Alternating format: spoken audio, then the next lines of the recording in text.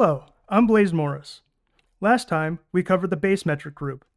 Today, I'll introduce the other metric groups, the way those other metric groups impact the CVSS score, and why they change the score the way they do. There are three other metric groups that the CVSS is composed of. Those are threat, environmental, and supplemental. There are two things you should know before we move on.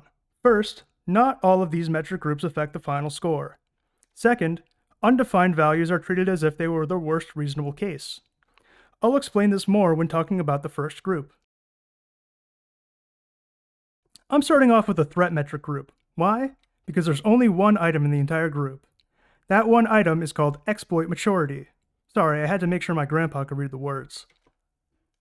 The values for exploit maturity are attacked, proof of concept, and unreported.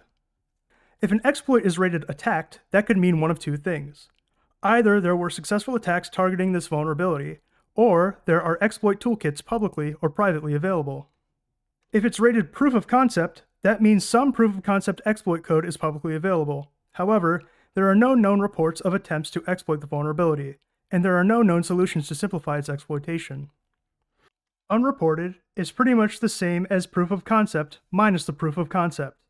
By that, I mean there is no publicly available proof of concept exploit code. Back to what I was saying on a previous slide. If this value is not defined, the CVSS score reflects the worst reasonable case, in which the value would be attacked. All of the metrics we talk about today can have a value of not defined. Not defined always means the same thing. It means the value wasn't entered. Hey Gramps, you alright? I gotta find him, Grandma's gonna be mad.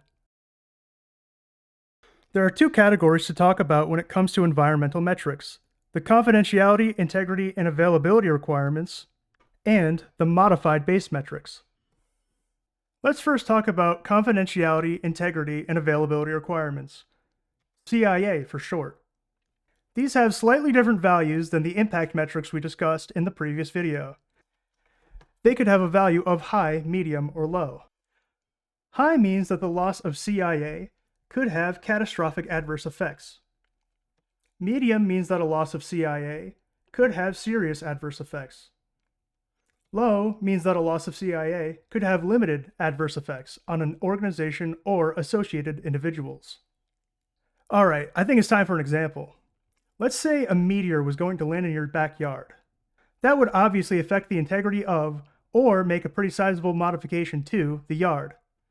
Most homeowners would find this devastating because they have a well-manicured lawn with beautiful grass, and now it's all ruined.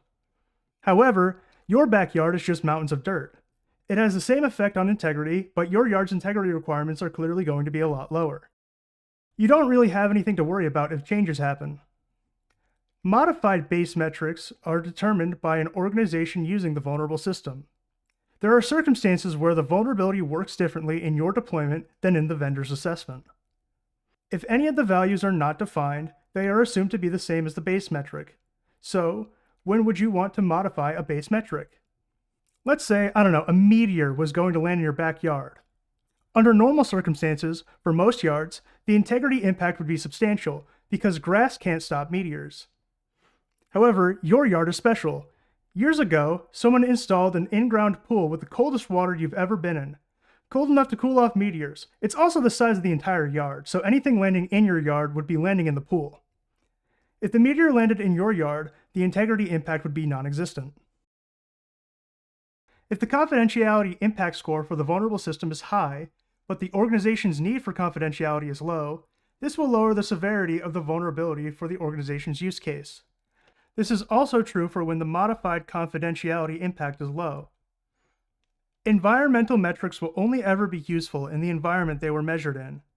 You would not see a CVSS vector string containing environmental metrics in a place like the National Vulnerability Database, for instance.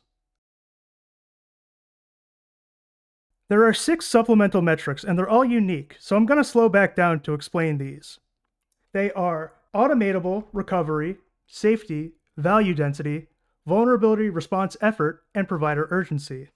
Also, these 6 metrics do not affect the CVSS score at all, as they shouldn't. I'll explain why I think this is a good idea later. The first metric is called automatable. Can the attacker automate the exploit for multiple targets? This is just a yes or no, with yes meaning the reconnaissance, weaponization, delivery, and exploitation can be automated. The next is recovery. A value of irrecoverable means the system services are not recoverable by the user after the attack is performed. User means the system services are manually recoverable. Automatic means the system recovers services automatically after an attack. The safety metric is only ever used when a vulnerable system could cause harm to a person if compromised. Present means the consequences could be marginal, critical, or catastrophic. Negligible means the consequences meet the definition of negligible based on the criteria of this table. Value density describes the resources the attacker would have access to after an exploit. Diffuse means the vulnerable system has limited resources.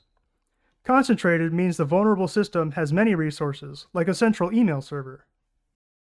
Vulnerability response effort is how much effort is required to deploy the quickest available response to a vulnerability.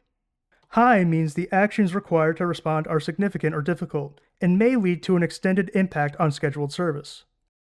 Moderate means some effort is required and the response could lead to some impact on scheduled service. Low means the effort required is low or trivial. Finally, there is provider urgency. Provider urgency is just how the vendor of the vulnerable system prioritizes this vulnerability. Red is the highest, amber means moderate urgency, green means reduced urgency, and clear means there's no urgency. So yeah, none of these metrics have any effect on the score.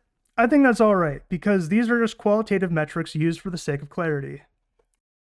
This is kind of boring. I think there's gotta be a better way to explain it. Let's say King Meteor told his subjects, "We must destroy every backyard on Earth. It's time to throw rocks." And all of his subjects cheer and they start throwing rocks at all the lawns on Earth. They're huge, they're burning, and they're coming right for us. President Stump holds a conference to address the fear-stricken public. No relation to anyone, by the way. He's made of grass and he sounds like this. "We have seen the meteors head for our backyards. This attack poses an existential threat to anyone who is taking a nap in their treehouse. We know that they have strength in numbers and don't know what a machine is.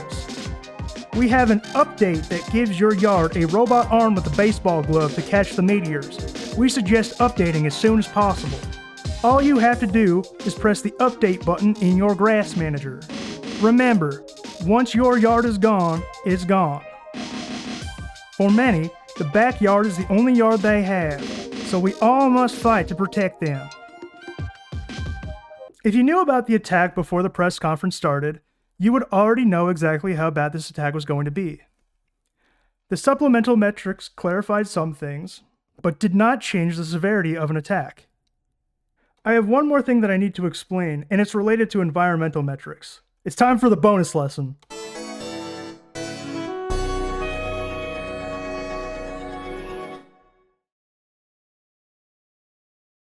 So the modified base metrics typically have the same possible values as regular base metrics.